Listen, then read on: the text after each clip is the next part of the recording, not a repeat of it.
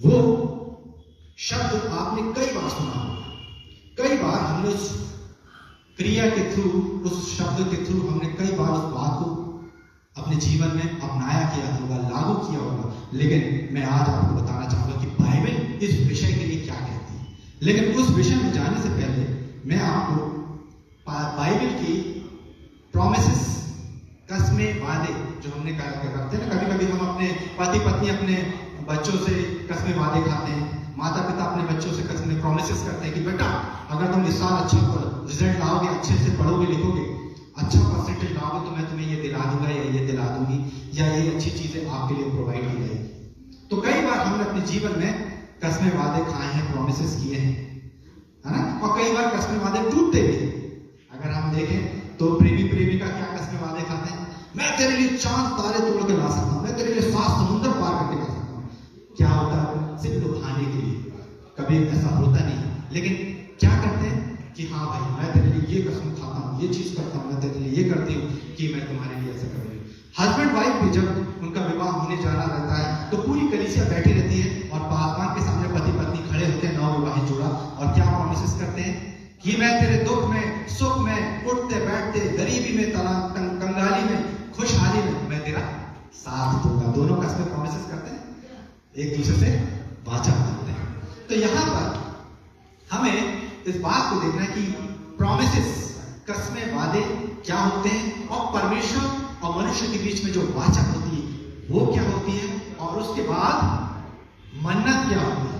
लेकिन आज हम पहले देखेंगे कि वाचा क्या होती है। वाचा जो होती है वो दो लोगों के बीच में बांधी जाती है, हस्बैंड वाइफ के बीच में वाचा बांधी जाती है कि मैं तेरा साथ दूंगा। शादी में वो प्रॉमिसेस करते हैं पूरी कलीसिया के सामने, और पूरी कलीसिया क्या होती है, गवाह होती है कि इन्होंने मैरिज की, चर्च में एक दूसरे से प्रॉमिस किया, कसमें वादे खाए। तो यहाँ पर हम पहले वाचा के रूप में देखेंगे परमेश्वर की वाचा क्या है, प्रॉमिसेस क्या है, और उसके बाद मन्नत क्या है। हालेलुया। तो आइए मेरे साथ निकाल लें उत्पत्ति की पुस्तक, उसका 9वां अध्याय, 9 पद कोई पढ़ दे। उत्पत्ति उसका 9वां अध्याय, 9वीं पद। वाचा के विषय में क्या है, वाचा को इंग्लिश में क्या कहते हैं, कवेनेंट। बोलिए कवेनेंट, बॉक्स ऑफ कवेनेंट। परमेश्वर का जो वाचा का संदूक था वो क्या चलता था, आगे आगे चलता था, और पूरे इजरायली पीछे पीछे चलते थे। क्यों?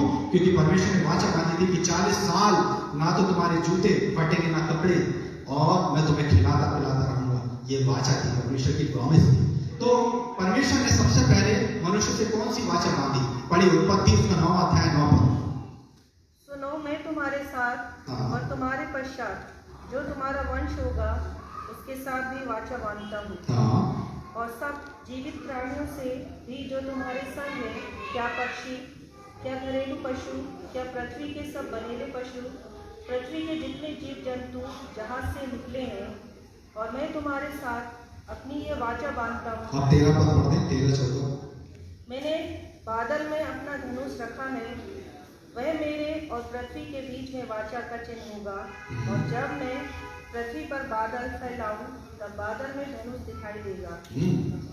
यहाँ पर जल प्रलय हो चुका है, नूह का जहाज अब धीरे धीरे पृथ्वी पर से पानी घटने लगा है। और नूह का जहाज किस पहाड़ पे जाके टिक गया था, बच्चे लोग बताएंगे, अरारात पर्वत पे। नोट कर लीजिए, नूह का जहाज किस लकड़ी से बना था, गोपेर नामक वृक्ष की लकड़ी से, और वो जाते जाते डोलते डोलते एक पहाड़ पे अरारात पर्वत पे जाके टिक गया। और जब धीरे धीरे जल घटने लगा, फिर से वनस्पति दिखने लगी, परमेश्वर ने वाचा बांधी, सुन नूह, मैं तेरे साथ और तेरे हर एक मनुष्य जाति से वाचा बांधता हूं कि अब से मैं मनुष्य जाति को कभी भी पानी से, जल प्रलय से नष्ट नहीं करूंगा। और इस बात का मैं तुझे सबूत देता हूं कि हर वर्षा के उपरांत आपको क्या दिखाई देगा, रेनबो, धनुष दिखाई देगा, और उसमें 7 रंग होंगे, और ये इस बात का प्रतीक होगा कि मैं मनुष्य से जन्म जन्म की वाचा बांधी कि अब से मैं मनुष्य को नाश नहीं करूंगा। बादल में जो धनुष होगा उसे देखकर मैं तुम्हें सदा की वाचा बांधता हूं कि मैं प्राणियों को कभी भी पानी से नाश नहीं करूंगा। तो ये तो थी वाचा। अभी हम बात कर रहे हैं वाचा की। वाचा कितने लोगों के बीच में बांधी जाती है, 2 या 3 लोगों की। कैसे बांधी जाती है कि हाँ भाई मैं तुझसे प्रॉमिस करता हूँ, तुम मुझसे प्रॉमिस करो, मैं तुम्हारे साथ सदा सदा की वाचा बांधती हूँ। परमेश्वर और उसके दासों के बीच में वाचा बांधी गई, परमेश्वर और लोगों के बीच में वाचा बांधी गई कि मैं समय समय पर तुम्हारे लिए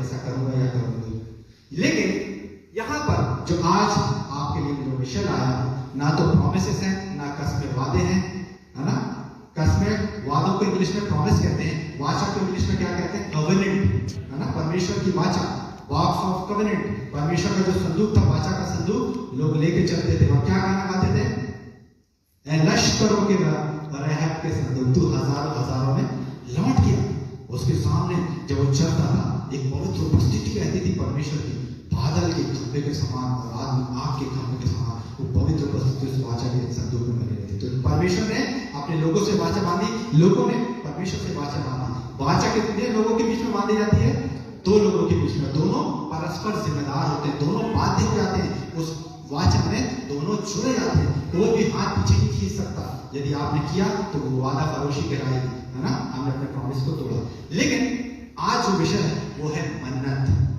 मन्नत एक तरफा होती है, वाचा दो लोगों के बीच में बांधी जाती है, मन्नत एक तरफा होती है। उसमें मनुष्य मन्नत मानता है, दिल में मन्नत मानता है, प्रभु मैं तेरे कार्यों के लिए ऐसा करना चाहता हूँ, अगर मुझे एक अच्छी नौकरी मिल जाए, एक अच्छी जॉब मिल जाए और मेरा परिवार सुधर जाए, मुझे एक अच्छी जीवन संगनी मिल जाए, तो मैं तेरे लिए ये करूंगा। इसको क्या कहते हैं?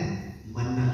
मन्नत एक तरफा होती है, एक व्यक्ति के द्वारा मानी जाती है, उसमें दूसरा कहीं बाध्य नहीं होता, उसमें दूसरा कहीं भी परस्पर जिम्मेदार नहीं होता। परमेश्वर ने कभी भी नहीं कहा कि मुझसे मन्नत मानो और मैं कहीं तुम्हारे मन्नत में फंस जाऊं, लेकिन जो मन्नत मानता है मन में, वो अपनी जुबान में फंस जाता है। तो यहाँ पर आज हम मन्नत के विषय में पढ़ेंगे और मन्नत के विषय में मूसा को क्या आज्ञा मिली, पढ़िए व्यवस्था विवरण उसका 23वां अध्याय निकाल लें। कोई 21 पद पढ़ दे। मन्नत को इंग्लिश में कहा गया है वाव, VOW, not WOW, wow, VOW, वाव। और इसको इब्रानी भाषा में क्या कहा है? नोट कर ले, NADAR, नाडार। इब्रानी में नाडार कहते हैं, हिंदी में मन्नत, इंग्लिश में वाव। तो यहाँ पर मूसा को क्या आज्ञा मिली? 23 का 21 को पढ़ दे व्यवस्था में। जब तू अपने परमेश्वर यहोवा के लिए मन्नत माने, हाँ, तो उसके पूरी करने में विलंब न करना, हाँ, क्योंकि तेरा परमेश्वर यहोवा उसे निश्चय तुझसे ले लेगा हाँ। और विलंब करने से तू पाप में मरेगा। यहाँ पर मूसा को एक आज्ञा मिली, व्यवस्था में जाकर उसने इस बात को भी लिखा कि जरूरत नहीं है मन्नत मानने की, लेकिन यदि तू मन में मन्नत मांगता है परमेश्वर यहोवा के सामने, तो उसे पूरी करने में विलंब नहीं करना, देरी नहीं करना, भूल मत जाना, क्योंकि ऐसा करने से तू निश्चय पापी ठहरेगा। और उसके आगे पढ़ते हैं, परंतु यदि तू मन्नत न माने तो तेरा कोई पाप नहीं। बस यदि तू मन्नत ना माने तो तेरा कोई पाप नहीं। तू अपनी जुबान पे अगर नहीं खड़ा रह सकता, स्टैंड नहीं ले सकता, उस बात को पूरा नहीं कर सकता, मेरी अगर सामर्थ नहीं है चर्च में 1 लाख रुपए देने के लिए, तो मैं क्यों सबके सामने बोलूं मैं कलीसिया को 1 लाख रुपए दे सकता हूँ, जबकि मैं उस योग्य नहीं। पहले अपने आप को जांचे परखे, अगर हमने कोई मन्नत मानी है तो पहले परमेश्वर से बातचीत करें कि क्या मैं उस मन्नत को पूरा कर सकता हूँ। यदि तू मन्नत को ना माने तो उसमें तेरी कोई पाप नहीं। तो यहाँ पर हम विषय जो कर रहे हैं वो है मन्नत। मन्नत के इब्रानी भाषा में नाडार, है ना, वाव, VOW कहते हैं। तो यहाँ पर हम देखेंगे कि परमेश्वर के लोगों ने किस किस प्रकार से मन्नत मानी। अब हम सोचेंगे ये मन्नत तो हमारे धर्म का शब्द नहीं है, तो कभी मन्नत मानते हैं तो प्रॉमिसेस करते हैं, वचन मानते हैं, लेकिन बाइबल में भी मन्नत का जिक्र है। आपने देखा भी दूसरे धर्म संप्रदाय में अभी अलग अलग त्योहार आते हैं, लोग मन्नत मानते हैं, कई लोग गाड़ी बढ़ा के माल बढ़ा के मन्नत मानते हैं, कई लोग सर बढ़ा के मन्नत मानते हैं कि मैं मेरे बच्चे को ये हो जाए या मुझे ऐसा मिल जाए तो मैं तेरे घर जाकर निछावर कर दूंगा, बालों को निछावर। हर प्रकार के कई लोग नोट के लिए जाते हैं, बेलांगनी को देखते हैं, विभिन्न प्रकार की मन्नत लोग मानते हैं, उसको पूरा करने के लिए जटिल प्रयास करते हैं। लेकिन हमारे परमेश्वर ने मन्नत के विषय में नहीं कहा कि भैया तो इतनी परेशान कर, तुम यीशु मसीह पर विश्वास करो, तुम्हारा उद्धार नहीं करेगा, तुम अपने आप पुराने मनुष्य को छोड़ दो और अब नया जीवन जियो। यीशु मसीह ने जो आज्ञाएं दी उसके अनुसार चलो, जीवन तुम्हारा। इतना सिंपल फॉर्मूला जो हम दो चार लोग कहा जाते हैं ज्ञान को, लेकिन हमारे परमेश्वर इतना सरल कर दिया। तो आज उसको पूरा बाइबल में भी मन्नत का जिक्र है। आइए मेरे साथ निकाल लें उत्पत्ति की पुस्तक, उसका 28वां अध्याय 18 पद को पढ़ दे। चाहे पहला किरदार है जिसने मन्नत मानी, उस किरदार का क्या नाम है? याकूब। बोलिए याकूब। याकूब ने कैसी मन्नत मानी? पढ़िए 28 का भाग उत्पत्ति। भोर को याकूब उठा हाँ, और अपने तकिए का पत्थर लेकर उसका खंभा खड़ा किया और उसके सिरे पर तेल डाल दिया। उसने उस स्थान का नाम बेतेल रखा और उस नगर का नाम हनोन था। यहाँ पर पहले हमें कहानी को समझना होगा। याकूब के पास कई भेड़ बकरियां इकट्ठा हो गई है। उसने पत्नी राहेल और लिया से शादी कर लिया है। अब वो लाबान के यहाँ से 20 साल के बाद इतनी मेहनत करके वो अपने घर जाना चाहता है। क्यों? क्योंकि याकूब डर कर भाग कर आ गया था अपने भाई एसाव से। एसाव उसको मार डालना चाहता था कि इसने मेरे पिता का मेरा पहला अधिकार से छीन लिया। याकूब भाग कर कहा गया था लाबान के। अब वो व्यवस्थित हो चुका है, उसकी फैमिली बढ़ चुकी है, धन संपत्ति जायदाद हो चुकी है। अब वो भागना चाहता है, लेकिन यहाँ पर वो सवेरे उठकर सिर्फ तेल डालता है और उसे स्नान देते रहता है। अब याकूब ने क्या मन्नत मानी? पढ़िए 28-20।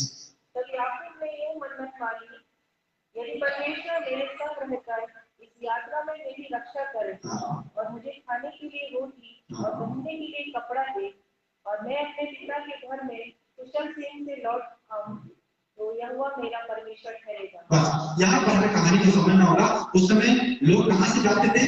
जंगल के रास्ते से, तराई से होके जाते थे। और किस बात का डर होता था? जब वो अपनी साथ पूरी भेड़ बकरी को लेकर चल रहा है, अपना पूरा सामान, सोना जेवर, बच्चों को ऊँट पर गधों पर लाते हुए, किस बात का डर होता था? एक यात्री को लूटे जाने का डर होता था। क्योंकि रास्ते में जो डाकू होते थे वो राहगीरों को लूट लिया करते थे, इवन मार के काट के फेंक दिया। तो यहाँ पर याकूब ने मन्नत मानी, यदि तुम मुझे मेरे घर तक, मेरे पिता के घर तक कुशल क्षेम से मुझे पहुंचा दे और मैं सुरक्षित पहुंच जाऊं, तो मैं मन्नत मांगता हूं कि आजीवन मेरे जीवन से, मेरे फसल से, मेरे खेत से, मेरे भेड़ बकरी से जो कुछ पैदा हुआ उसका दशमांश मुझे अवश्य दिया जाए। पढ़िए 22। और ये पत्थर जिसका मैंने खंभा खड़ा किया है परमेश्वर को भवन ठहरेगा, और जो कुछ तू मुझे दे उसका दशमांश मैं अवश्य पूरी किया करूंगा। जो कुछ तू मुझे दे, चाहे कुछ भी हो, मेरी उपज में से, मेरे भेड़ बकरी में से, मेरे संतान में से, उसका दशमांश मैं मुझे अवश्य दिया। बाइबल में नोट कर लीजिए, बाइबल में सबसे पहले दशमांश देना किसने शुरू किया? याकूब। क्यों? क्योंकि उसने मन्नत मानी थी कि मैं सुरक्षित अपने पिता के घर में सुरक्षित से पहुंच जाऊं, मेरे भेड़ बकरी, मेरे बच्चे, मेरे बीवी लोग, सब लोग सुरक्षित पहुंच जाएं और मुझे यात्रा कोई परेशानी ना हो। तो मैं मन्नत मांगता हूं कि अवश्य तुझे जीवन भर, जितनी जीवन में तूने मुझे आयु दी है, उसका दशमांश तुझे अवश्य दिया।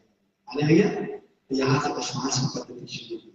यहाँ पर याकूब ने मन्नत मानी और आगे चलकर परमेश्वर ने उसकी मन्नत को पूरा किया और सुरक्षित अपने पिता के घर पहुंच गया। लाबान मामा से मिलने के बाद अपने पिता के घर पहुंचता, उसका भाई एसाव क्या करता है?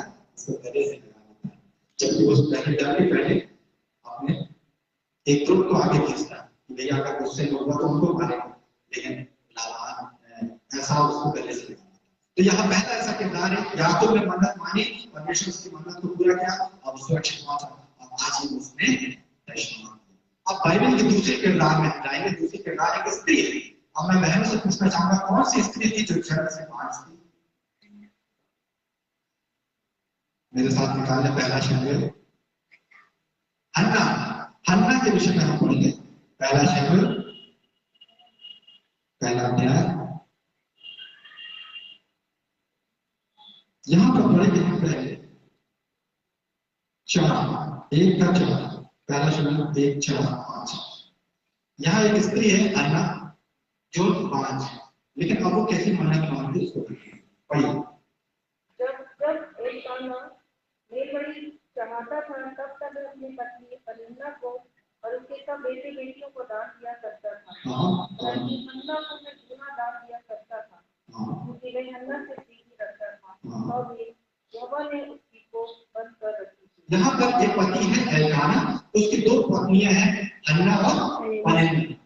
पनिन्ना के तो बच्चे थे, संतान थे, लेकिन हन्ना की वो परमेश्वर ने बात करके रखी थी, इसलिए वो बार-बार खोती थी और उसकी पत्नी जो उसकी दूसरी बहन थी पनिन्ना उसको कोड़ाती थी। पढ़िए छठवां। परंतु उसकी कौन इस कारण से कि यहोवा से बंद कर रखी थी, उसे अत्यंत चिढ़ाकर कुड़ाती रहती थी। हाँ, उसको कुड़ाती थी, उसको चिढ़ाती थी कि तेरे तो कोई बच्चा नहीं, तो बांझ है। इस कारण से वो चली हृदय से बहुत निराश हो जाती थी। यहाँ पर हन्ना ने क्या किया? सब लोग चर्च गए, सब लोग, उसके पति भी, और प्रतिवर्ष की तरफ आराधना में गए तो भेंट को चढ़ाने के लिए, लेकिन हन्ना नहीं गई और हन्ना चुपचाप बैठी रही। सबके जाने के बाद जब वो भवन में आई, एक जगह बैठ कर रोती रही और उसके पति एल्काना ने कहा, हे हन्ना, तू क्यों रोती? क्या तुझे खाने को नहीं मिलता? क्यों तेरा मन उदास है? तू तो मेरे 10 बेटों से भी अच्छी है, क्या तेरे लिए मैंने 10 बेटों से भी अच्छी नहीं किया? इस बात पर वो व्याकुल हो गया। सब लोग चले गए, पूरा आराधनालय खाली हो गया, लेकिन वो घुटने पर वो एक जगह रोती रही। पढ़िए इसका 10 पद, एक का 10 पहला शब्द मन में व्याकुल होकर यहोवा की प्रार्थना करने और बिलख कर रोने लगी।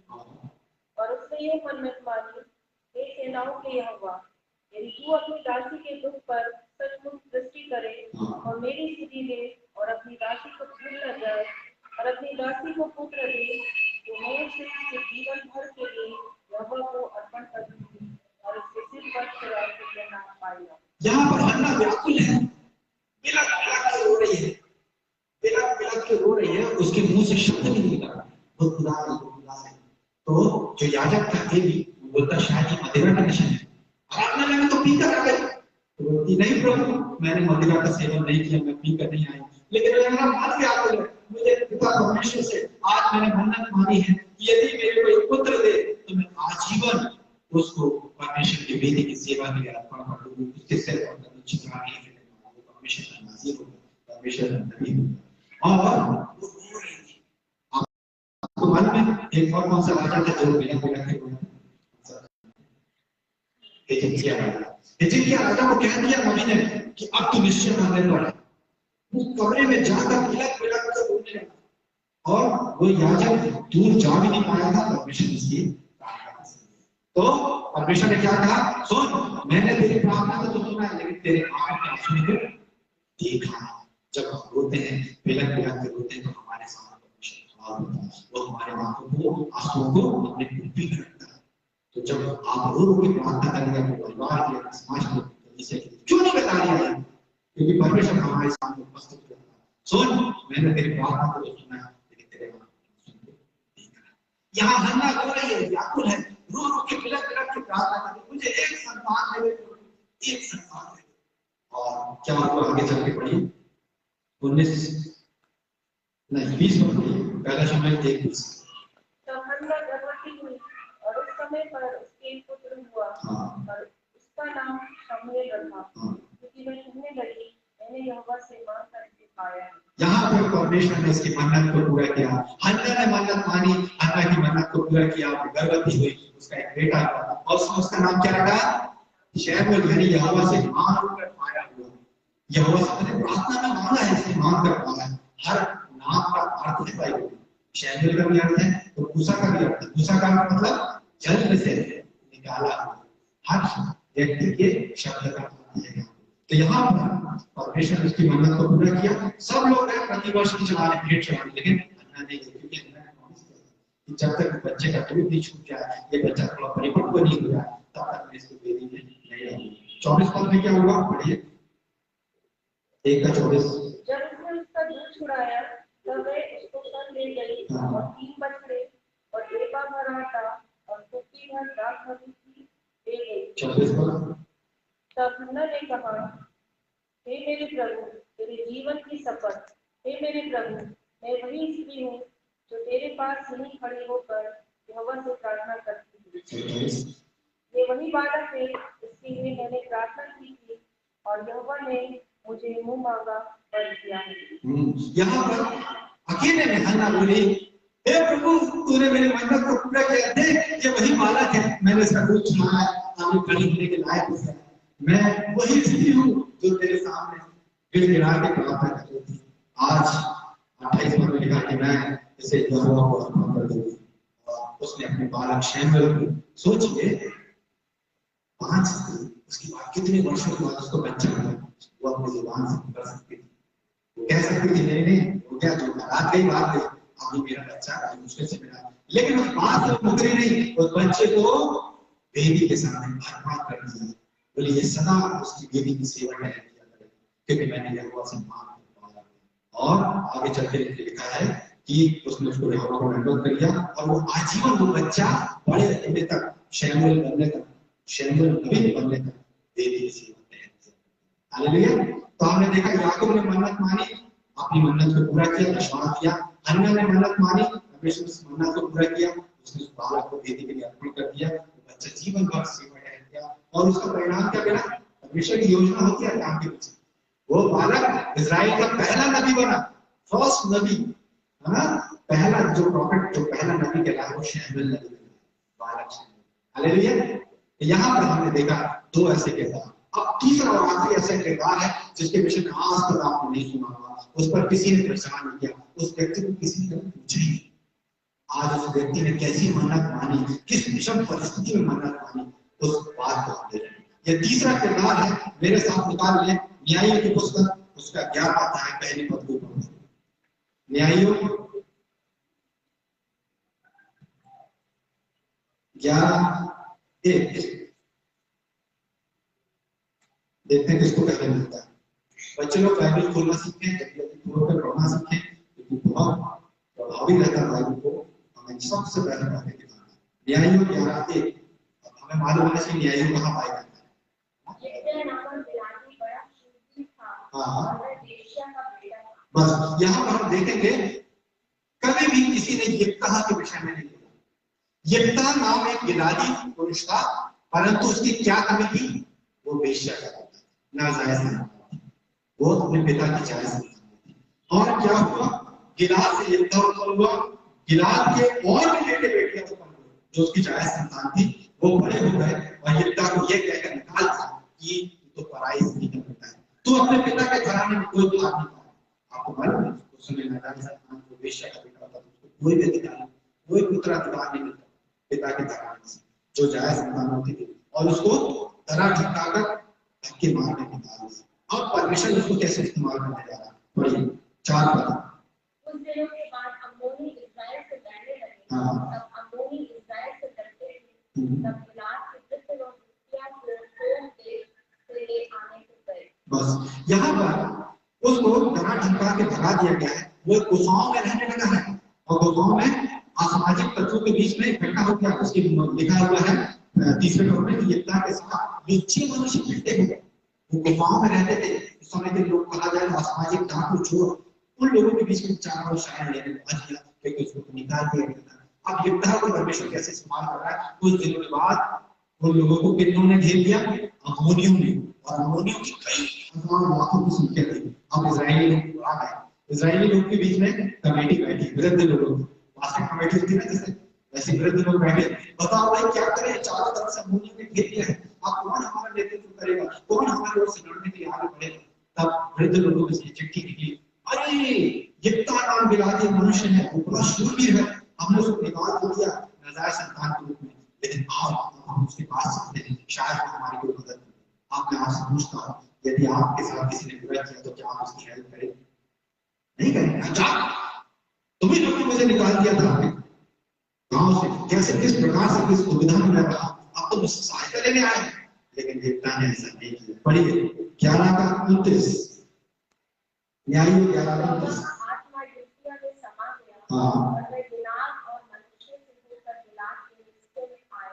बस 30 पद पढ़ दिए। यहोवा का आत्मा यिप्तह में समा गया, उसने परमेश्वर की आत्मा ने बता दिया नहीं नहीं तुझे मदद करनी, तुझे इंकार नहीं करना है। और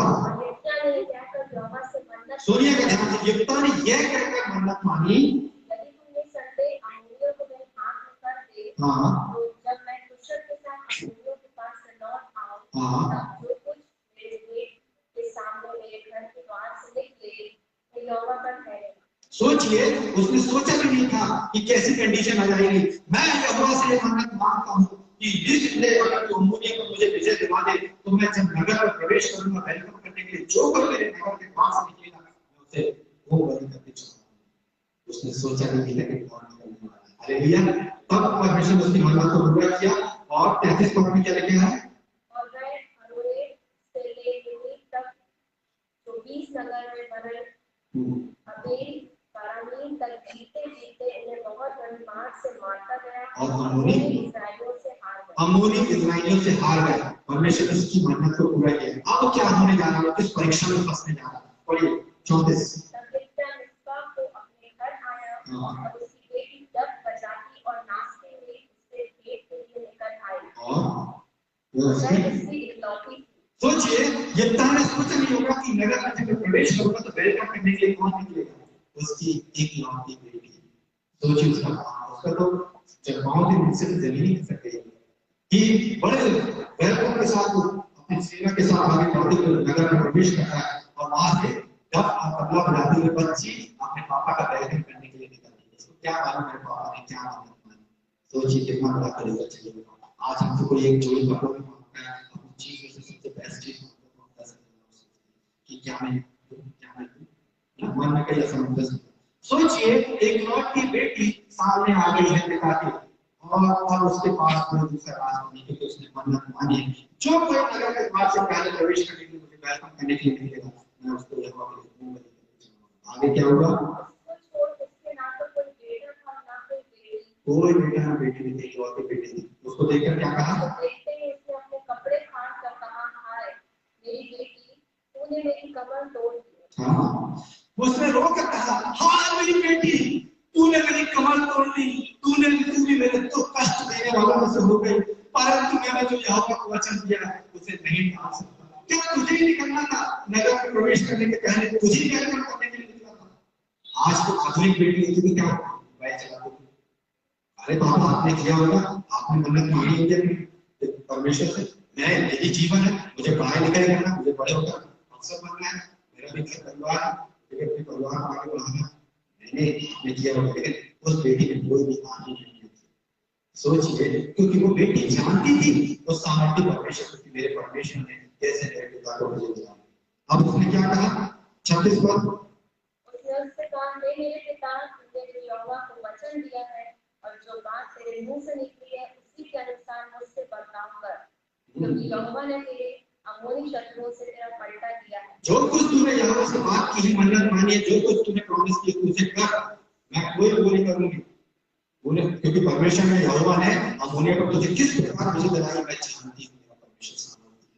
बस तो मुझे क्या दिया जाए 37 पर, उसने अपने पिता से कहा, मेरे लिए यह किया जाए कि 2 महीने तक मुझे छोड़े रहने कि मैं अपनी सहेलियों समेत जाकर पहाड़ों पर फिरती हुई अपने कुंवारेपन पर रोती रहूं। बस मुझे 2 महीने का समय देने को कहा ताकि मैं अपने कुंवारेपन पर जाकर पहाड़ों पर रोती रहूं, विलाप करती रहूं कि मैं यहोवा के लिए हूं बलि होने जा रही हूं। इसलिए इसमें कोई आर्गुमेंट नहीं है। चाइल्ड एजुकेशन सोचिए, इकलौती बेटी, ना तो पिता ने पीछे हटे ना बेटी पीछे हटी, उस मानव को पूरा किया और जब उसने कहा जा मैं तुझे 2 महीने की छुट्टी दे दूं, और वो जाकर पहाड़ों पर रोती रही, प्रार्थना करती रही, मैं परमेश्वर के लिए बलि करके जा रही हूं। और 39 पद में क्या हुआ, 2 महीने बीतने पर मैं अपने पिता के पास लौट आई और उसने अपने विषय में अपनी मानी हुई मन्नत को पूरा किया, क्योंकि उस कन्या ने पुरुष का मुंह कभी ना देखा था, इसलिए इस्राएलियों में यह रीति चली। यहाँ पर उसने 2 महीने के बाद उस बेटी के उस बात को पूरा किया, अपनी मन्नत को पूरा किया और उसको पिता भी फेमस हुआ, पिता और उसकी बेटी भी फेमस हुई। और इस्राएलियों में हमेशा हमेशा की रीति चल रही कि हम यिप्तह गिलादी की बेटी के यश को बढ़ाने के लिए हमेशा पहाड़ पर जाया करते, इसलिए जाती थी उसके यश का दाना लाती थी कि किस तरह यिप्तह ने मन्नत मानी और किस तरह उसकी बेटी ने उस कुर्बानी को दे दिया, अपने आप को दे दिया। तो हमने आज 3 किरदारों को देखा, याकूब ने मन्नत मानी उसको पूरा किया, हन्ना ने मन्नत मानी उसको पूरा किया, और यहाँ पे यिप्तह गिलादी ने उसके सामने इतनी बड़ी परीक्षा तो किसी के सामने है, आप अपनी चीज को दे सकते हैं, लेकिन इकलौती बेटी को कुर्बान करना बहुत बड़ा कलेजा है। हालेलुया, बहुत बड़ा कलेजा है। यहाँ पर यिप्तह ने उसका काम किया। तो यहाँ पर हमने देखा कि जब भी मन्नत माने उसको पूरा करें, क्योंकि मन्नत मान कर मन्नत को पूरी ना करने से पूरी करने वालों के लिए वो टाइम उसको कहीं ना कहीं से ले लेगा, उस आशीष को ले लेगा और हम आप ही ले लेंगे।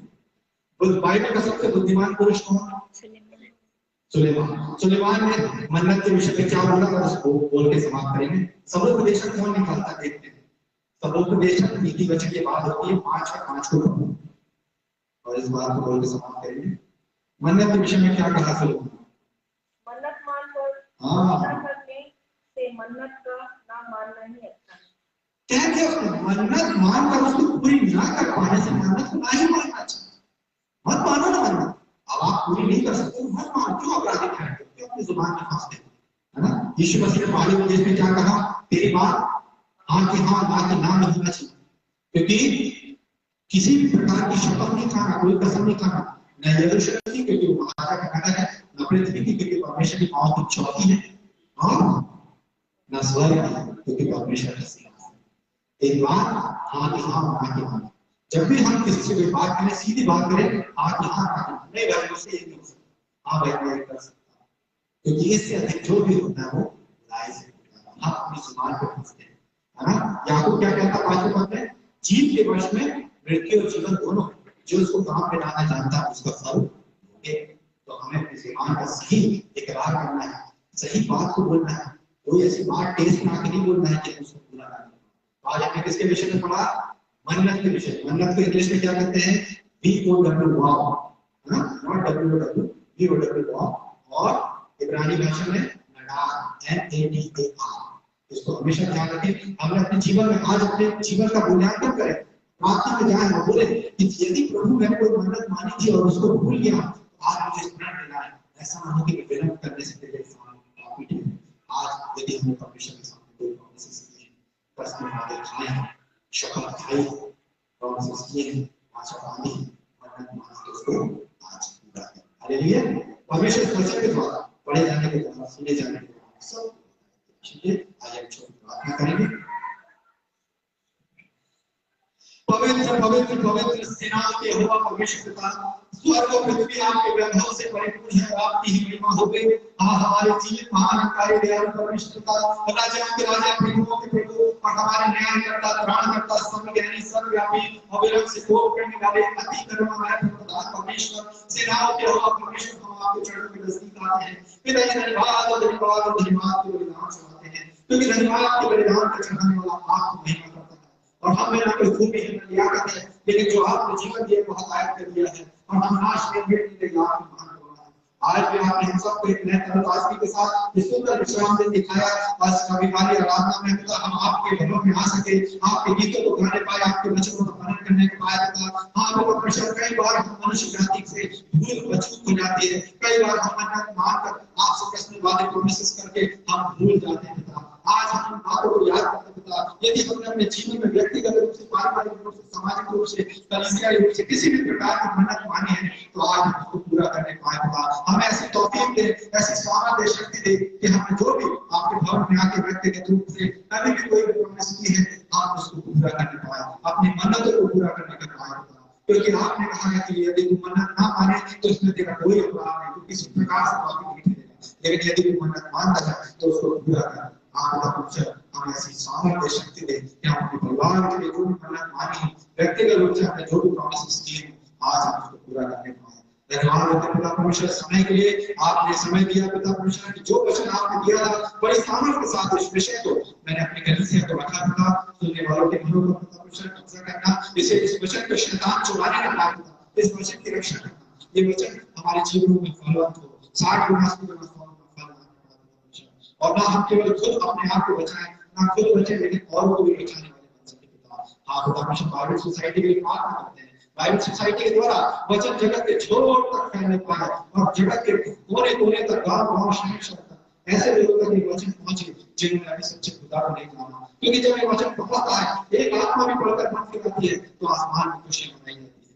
आप पिता परमेश्वर, आपके आने से पहले पूरा भारत देश इस समय प्रार्थना करते हैं कलीसिया के पासवान के लिए, जो अपने विशेष कालों के लिए गए पिता परमेश्वर, उनके बुजुर्ग पिता के लिए प्रार्थना करते हैं पिता परमेश्वर, उनके अच्छे तंदुरुस्त से अच्छे स्वास्थ्य मांग लेते हैं, उनके परिवार को आशीष करना, दोनों पति पत्नी को आशीष करना पिता, ये बड़ी जिम्मेदारी है। यहाँ के चर्च की कलीसिया की जिम्मेदारी को निभाने की शक्ति देना, साथ ही यहाँ की पास्टर कमेटी के लिए प्रार्थना करते हैं पिता परमेश्वर, जितने भी हमारे भाई लोग यहाँ पर अपना समय देते हैं पिता परमेश्वर, वचन के लिए निरंतर प्रयास करते हैं, हर एक के परिवार पर आपका आशीष और कल्याण, परिवार की माताओं के लिए, बहनों के लिए, बच्चों के लिए, सबके लिए आशीष और कल्याण बोलते हैं। खासकर छोटे बच्चों की प्रार्थना करते हैं, इन्हें आने वाले थर्ड वेव से और बदलते मौसम से, वैश्विक महामारी से बचाना होता है। ये बच्चे के स्तंभ हैं, बड़े होकर अच्छे एजुकेशन प्राप्त करके हाईली एजुकेटेड होकर अपने पांव में खड़े होकर कलीसिया के लिए स्तंभ का कारण होते हैं। ये बच्चे जवान दर्शन को देख पाए, जैसे आपने कहा अंत के दिनों में जवान दर्शन देखेंगे, पुराने स्वप्न देखेंगे और बेटे बेटियां भविष्यवाणी करेंगी, इनके लिए आशीष और कल्याण की घोषणा करते हैं। हर एक बच्चे जब ऑनलाइन एजुकेशन प्राप्त करते हैं, स्कूल जाते हैं, हर एक के लिए आज जैसे बुद्धि मांगते हैं ये बच्चे अपने माता पिता का नाम रोशन कर पाए। हर एक बच्चे को खुश भी लेकर सिखाना है। परिवार के बड़े बुजुर्गों के लिए प्रार्थना करते हैं, बड़े बुजुर्गों को अच्छी तंदुरुस्ती विश्वास का जीवन देना, लोगों में ठाकुर में बल देना। हर एक कमाई का कार्य करने वालों की कमाई में आशीष और बरकत देना। आगे के आराधना को आपके हाथों में सौंपते पिता, हमारे गीतों का गाया जाना, वचन को बोलना और पिता आपके हर एक कार्य को करना आपको। इस कलीसिया की तमाम आगामी योजनाओं को आपके हाथों में सौंपते हैं। ये कलीसिया दिन दोगुनी रात चौगुनी आत्मिकता में बढ़ती चली जाती है। सारी सारा आदर महिमा इस जगह आपको देते हुए और इनके घर रस के खाने पीने का मार्ग में रोज रोजगार में आशीर्वाद देता हूं। ये छोटी सी और भार करता प्रभु यीशु की नाम से आप सभी को जय मसीह।